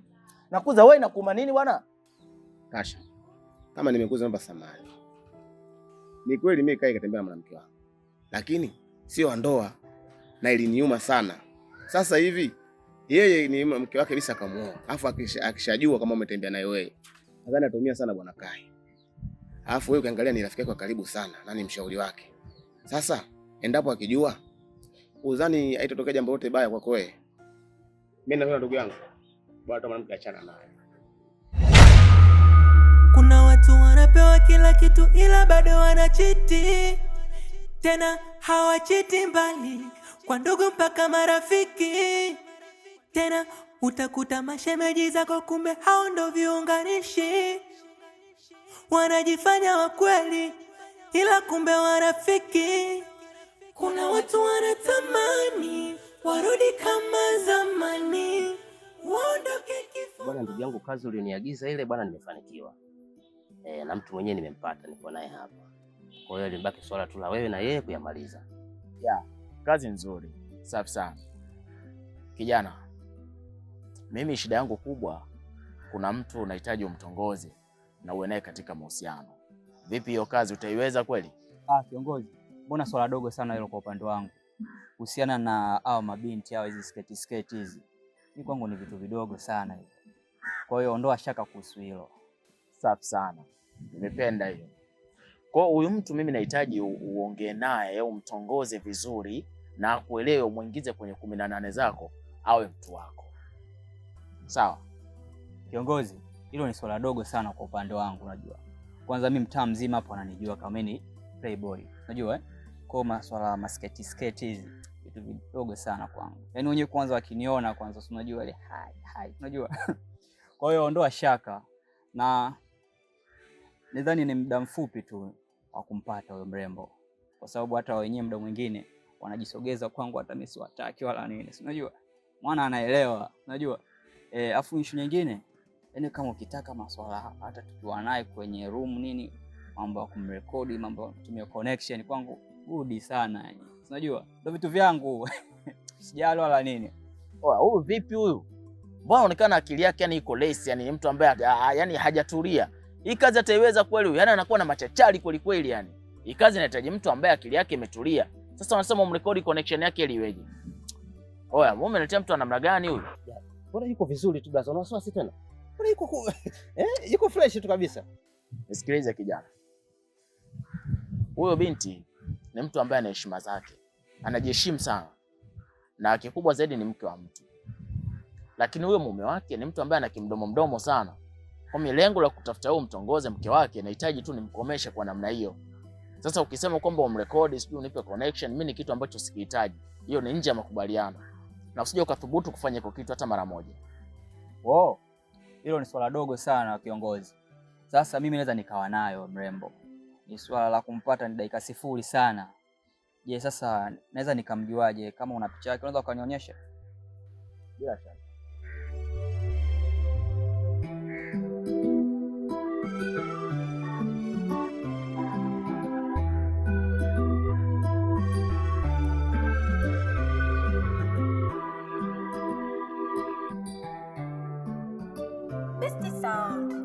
Inapaswa nifanye kila kitu ili huyu kijana afanikiwe kuwa kwenye mahusiano na Lisa. Na pindi akifanikiwa kuwa na mahusiano na Lisa, basi hapo rasmi mimi nitakuwa nimejivua kwenye huu msala. Unajua nini kiongozi? Mtu yani, unajua ana vitu vyangu yani mrembo. Yaani fulani kajazia na minyama. Unajua ana vitu vyangu, kwa mimi nitapita naye huyo. Unajua sehemu yote nikipita naye anaonekana kabisa mtu fulani hivi mnyamwezi kapita na kiumbe. Kwa hiyo mimi nitadili naye swala la muda mfupi tu. Sawa, acha maneno mengi. Huyu ndio binti ambaye anahitaji umtongoza na uende katika mahusiano. Lakini kikubwa zaidi, huyu ni binti ambaye anajitambua sana. Ana msimamo, lakini yuko very romantic. Kwa hata mwanaume ambaye anahitaji kuwa naye kwenye mahusiano ni mtu ambaye yuko very very romantic. Kwa hiyo ndugu yangu, naomba ukienda kwake usiende kwa kukurupuka. Naenda kwa ustaarabu, tulia. Kwa sababu yeye anajitambua. Hivi hata mwanaume ambaye anakuwa naye kwenye mahusiano anapaswa naye mwenyewe pia ajitambue. Kwa hiyo ndio kazi kubwa ambayo unahitaji uifanye. Na ukifanikiwa kuwa naye kwenye mahusiano na zawadi kubwa sana ambayo nitakupatia. Lakini pia hata kama ukiwa labda unahitaji kwenda naye somewhere kwa ajili ya kukaa sehemu tulivu ili uzungumze naye, ukihitaji kiasi chochote cha pesa, niambie, mimi sio shida zangu nitakupatia. Safi sana kiongozi. Wewe mwenyewe unaelewa mambo yetu. Unajua mambo ya kuvimba fulani hivi. Unajua kishoka. Mimi nimependa sana. Yaani mimi kwanza nitakuchukua mtoto baby mama afu nitakuwa natoka naye sehemu mbalimbali. Lakini kama namna gani vipi? Sinaweza nikaishi milele au sio? Forever ni unajua namna gani zile. Unasemaje? Nimependa sana ujasiri wake. Nilikwambia ujue. Safi sana.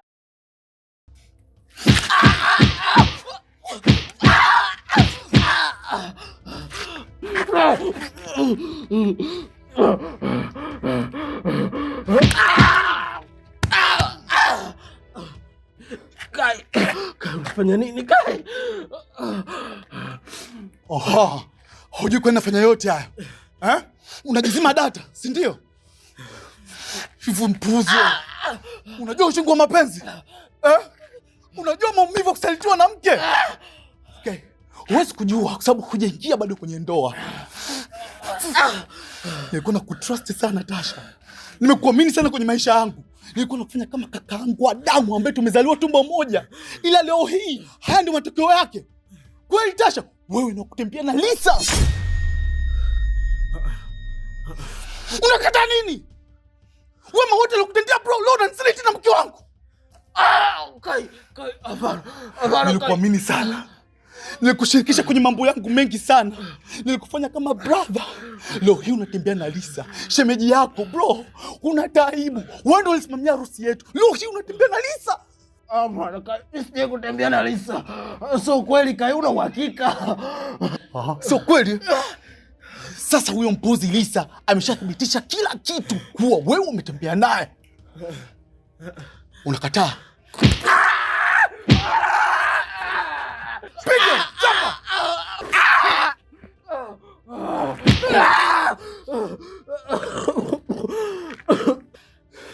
Sana washa nimwite wa mpuzi mwenzako aje hapa fakiri mbele yako. Afu ole wako uendelee kukataa.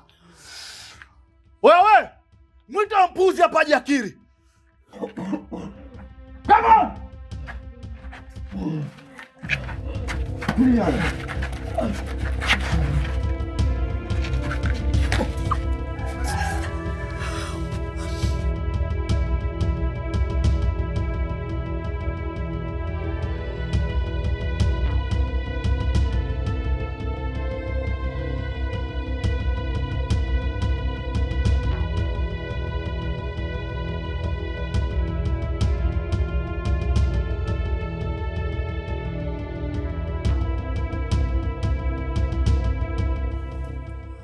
Kai, Nimeshakwambia kwamba sikupendi. Mwanaume ninayempenda kwa dhati kabisa ni Tasha, na sio wewe Kai.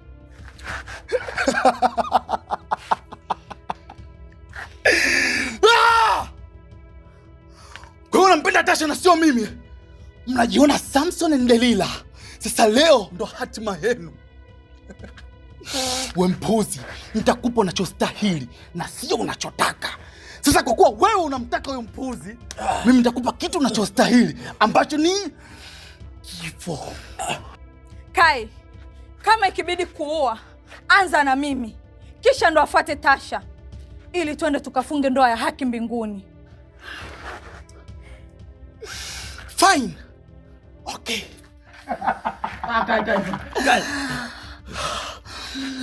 Kwa kuwa nilipanga kuwaua nyinyi wote wawili, sasa kwa kuwa huyo mpuuzi ametaka kutangulia mbele za haki, basi nitaanza na yeye, alafu wewe utafuata. Usikia Lisa? Nitakutanguliza wewe mbele ya haki, uenda kwa mbinguni, msubiri mpuuzi mkafunge ndoa ya haki. Hapana, Kai.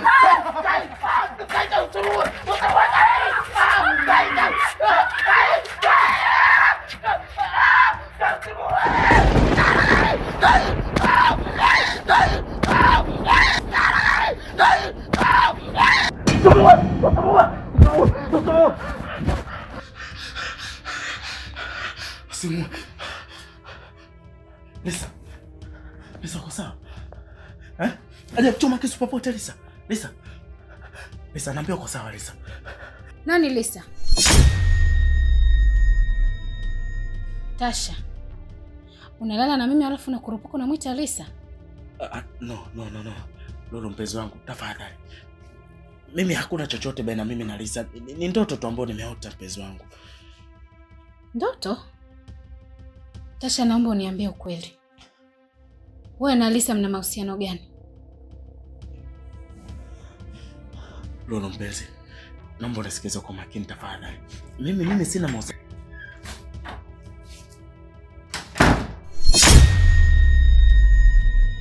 Kuna watu wanapewa kila kitu ila bado wanachiti.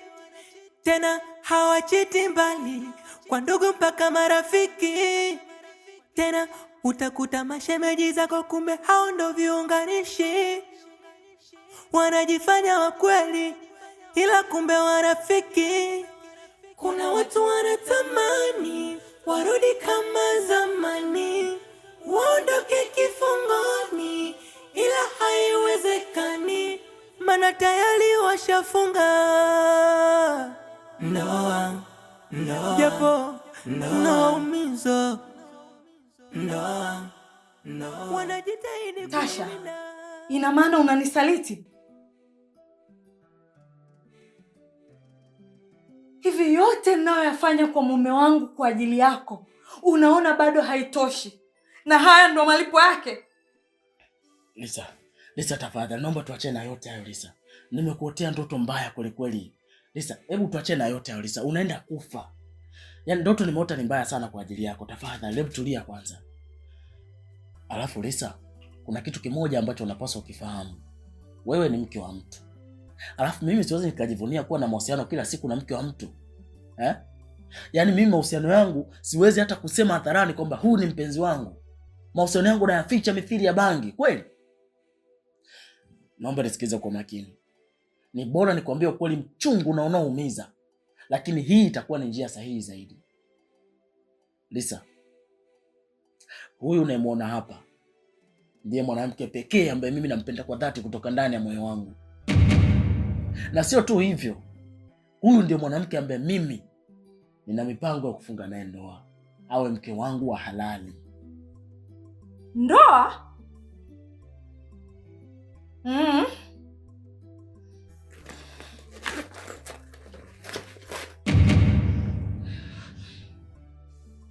Hiyo ndoa Tasha, labda ukafungia hera. No.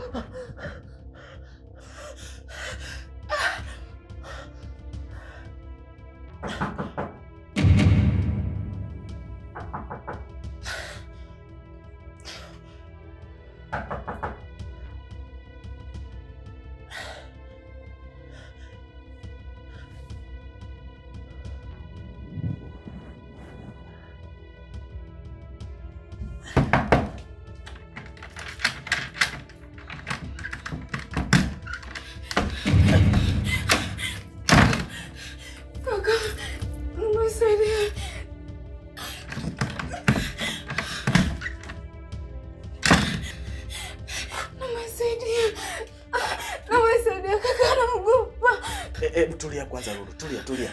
Unaogopa nini? Nisaidie, naogopa. Sawa, mimi nitakusaidia. Lakini hebu niambie ni kitu gani ambacho unaogopa? Nisaidie, naogopa. Unaogopa nini sasa Lulu? Naomba uniambie basi ni kitu gani ambacho nikusaidie. Nisaidie kaka, naogopa. Okay, tulia kwanza, tulia. Mimi nitakusaidia tu.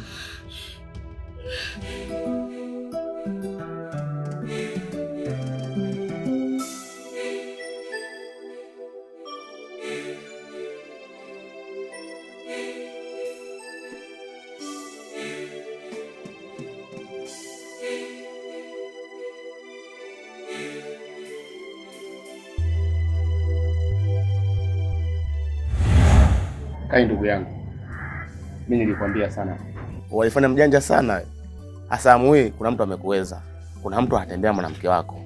Nilikwambia hii ni kalma, uchonifanyia mimi na mtu akufanyia hivyo hivyo.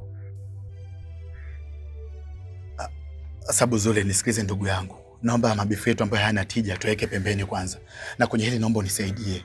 Niambie tu ni nani ambaye anatembea na mke wangu? Nitajie tu jina, mimi nitaridhika. Nipo tayari kulipa gharama yoyote ile kwenye maisha yangu. Nipo tayari kupa chochote kile unachokitaka. Niambie tu huyo mwanaume ni nani? Ni kweli mimi mwanaume namjua, lakini siwezi kukwambia. Kwa sababu gani? Mimi nilivyofanyiwa nilitafuta mpaka nikajua. Na wewe tafuta ili ujue. Haiwezekani wewe mke wako atembee na mtu afu usimjue, sio kweli. Pambana ili umjue.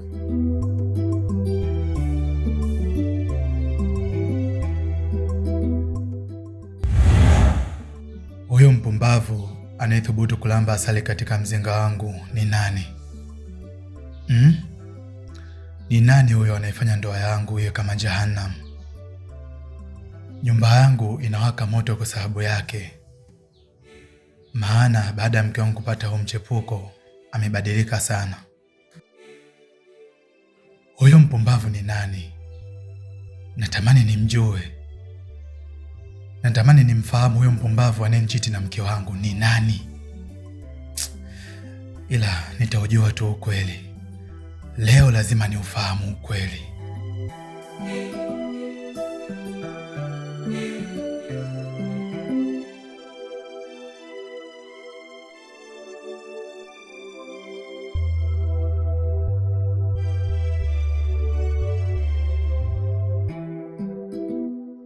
Lisa, wewe ni msaliti. Yaani unakubali kuitengeneza furaha ya nje na mwanaume wako mwingine na kuipoteza furaha iliyopo kwenye familia yako. Leo hii unamthamini mwanaume wako wa nje na kuniona mimi ni mpumbavu. Lisa, wewe ni msaliti. Na kwa kuwa wewe ni msaliti, leo lazima nimfahamu. Ni nani huyo unamsaliti naye? Lakini pia leo hii hiki kisu kitapita katika mwili wako na nitakuua. Leo nakuua Lisa. Ninakuua. Nakuua.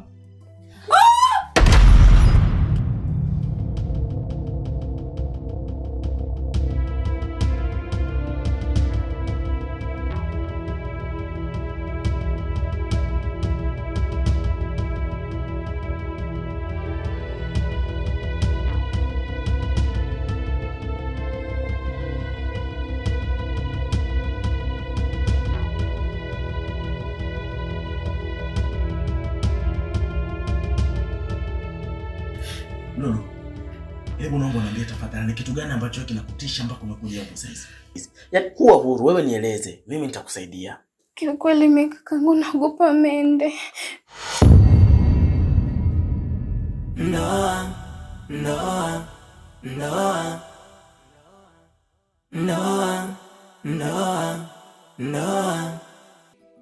Mende ni mkubwa. Yaani sema tu ujemuona. Yaani nilikubali na nitambalia kabisa hivi.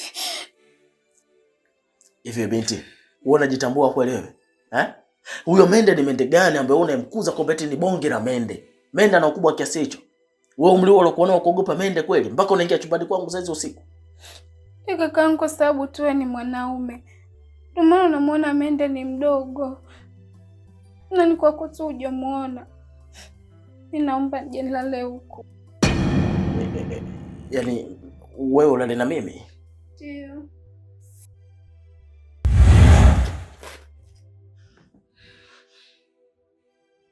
Hiyo ndoa Tasha, labda ukafunge ahera.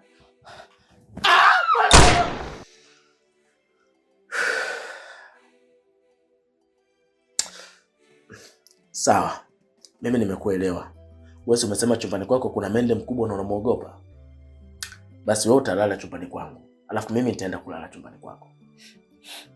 Kakaangu, mbona umewaza mbali sana? Mimi sipo huko. Mimi kwa hali nilionayo leo siwezi kulala peke yangu. Naomba tulale wote huku. Mimi nahitaji joto lako tu. Au yale maneno wanasema majirani zako yana ukweli ndani yake. Lakini hata ikiwa hivyo mimi sijali. Mimi ninachohitaji joto lako tu. We, Lolo, hebu naomba uniambie ukweli tafadhali. Hao majirani ambao masikia wanazungumza kuhusu mimi, wanazungumzia nini?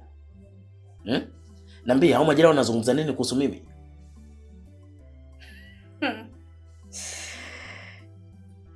Eti wanasema jogoo hapandi mtungi. Dada, mambo poa? Kwema jamani. Mza wewe. Nzuri. Yaani dadangu, nimekupenda tu bure na ulivyo mcheshi, uko mzuri, uko smart muda wote.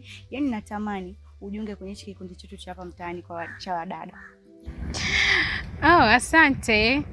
Vikundi ni moja ya maendeleo. Kwa hiyo nyewe nielekezeni tu, mimi nitajiunga. Dada, karibu sana. Maana ulipokuwa mzuri mwenyewe. Kwani kuna kingine zaidi ya hichi? Wewe mwambie tu shoga yangu. Sawa, dada samani. Bila samani. Hivi sinaona aishi na kaka mmoja hivi nyumba moja. Mkaka fulani hivi mnene, so mrefu wala so mfupi. Anapenda sana kuvaa miwani. Kaka yule nani anaitwa yule jamaa? Wewe nawe si Mr. Tasha? Kweli anaitwa Tasha. Ndio tunakaa nyumba moja. Kaka yule anaonekana kaksi yule. Hivi ushakuwa hata anaingiza ndani mwanamke kweli? Hapana kwa kweli, kwa sababu mimi sio mkaaji sana pale nyumbani. Niko busy sana na mambo yangu. Maana tamani hata tumzoe, lakini tunapomuogopa alivyojiweka mwenyewe. Ngumu yule. Yaani dadangu, labda tu nikuulize. Kwa kukaa kwako labda ushaikuona labda naingiza mwanamke? Yaani toka ufike labda ushaikuona labda naingiza mwanamke? Yaani unajua mwanaume kama vile lazima awe gentleman. Kama nilivyoongea hapo mwanzo, yaani mimi ni mtu ambaye nikiingia usiku natoka asubuhi. Yaani siku moja sana kukutana. Kwa hiyo siwezi jua kama anaingiza mwanamke au la. Inasemekana yule kaka kadorokiwa na kitovu. Unamaanisha nini? Wewe nawe uelewi. Inavyosemekana jogoo hapandi mtungi.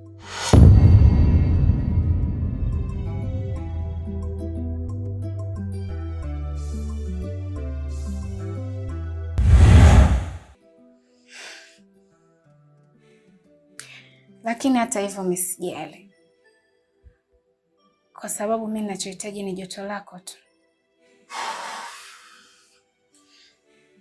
Ina maana wewe umekutuma ili uje uhakikishe kwamba kweli jogoo anapanda mtungi au hapandi mtungi? Aka. Mimi hawajanituma. Mimi naogopa tu mende. Ndio maana nimekuja huku kwako kuomba msaada. Je, nilale tu huko. Alafu kwa kuwa wewe kitovu kimedondokea, ina maana tunaweza tukalala usiku mzima kitanda kimoja mpaka asubuhi. Na usinifanye chochote. Hizi sasa ni dharau. Huyu inabidi nimchape kisawasawa ili akawe mfano awasimulie wapumbavu wenzake wote wanaongea huu upumbavu. Kai, unataka kuniua? Ni kosa gani ambalo nimekukosea mume wangu mpaka unataka kuniua? Nimelala, unanishikia kisu. Kweli mume wangu? Hapana mke wangu, usinifikirie vibaya. Maana mwenyewe hapa nilipo nashindwa kuelewa hata kinachoendelea. Mimi nilikuwa nimelala tu, ghafla nimekurupuka na nimeshika kisu mkononi. Nashindwa kuelewa, ila ni ndoto. Hii ni ndoto mke wangu. Nashindwa kujua hii ndoto ina gani. Kweli mke wangu, mimi kweli nikuue? Hapana baby, ni ndoto tu hii. Hapana Kai. Nakujua vizuri sana mume wangu. Hujawahi kuwa na ndoto za namna hii. Ndoa ni moja ya kiapo, kile cha kufa na kuzikana. ndani ina siri nzito, ila nje yake ina furaha. Ndoa inaweza kuwa ufunguo au inaweza kuwa kifungio. Hem, niambie, ni kitu gani kinachoendelea mpaka unataka kuniua? Umesikia nini kuhusu mimi mume wangu mpaka unanishikia kisu nikiwa nimelala? Niambie ukweli. Hivi huyu kwa nini anahisi kwamba kuna kitu ambacho mimi nimesikia kinachomhusu yeye? Inaonekana kabisa hapa kuna kitu ambacho kipo sawa. Voiceover inaisha. Mke wangu, maswali gani tena unaniuliza? Mimi mbona sijasikia kitu chochote kuhusiana na wewe? Hakuna chochote. Ila nikuambie tu mke wangu, ya Mungu, hii ni ndoto. Sio uhalisia mke wangu. Na wewe baada ya kukurupuka na mimi nashtukia kwa kisu mkononi. Sasa najiuliza kitu kimetokea wapi mke wangu? Hivi kweli leo hili sasa mimi nikuue wewe? Mke wangu kipenzi, mwanamke pekee ambaye nimpendea hapa duniani, nikuue kwa nini sasa mke wangu? Listen, unajua sasa nakupenda babe, siwezi kukuua mke wangu. Nakuhitaji sana kwenye maisha yangu. Siwezi kukuua mke wangu. Huyu mbona kama ameshajua ukweli kwamba mimi natoka na Tasha. Lazima niwe makini kuliko kawaida. Kuna kitu hakipo sawa, lazima niongeze umakini. Lisa, ni lazima nitakuua tu mke wangu. Tena nitakuua kimya kimya ukiwa usingizini. Na huyo mpumbavu ambaye unatembea naye, ni lazima tu nitamfahamu. Na nikishamjua, kitu pekee atakachostahili ni kifo tu. Sitoacha salama.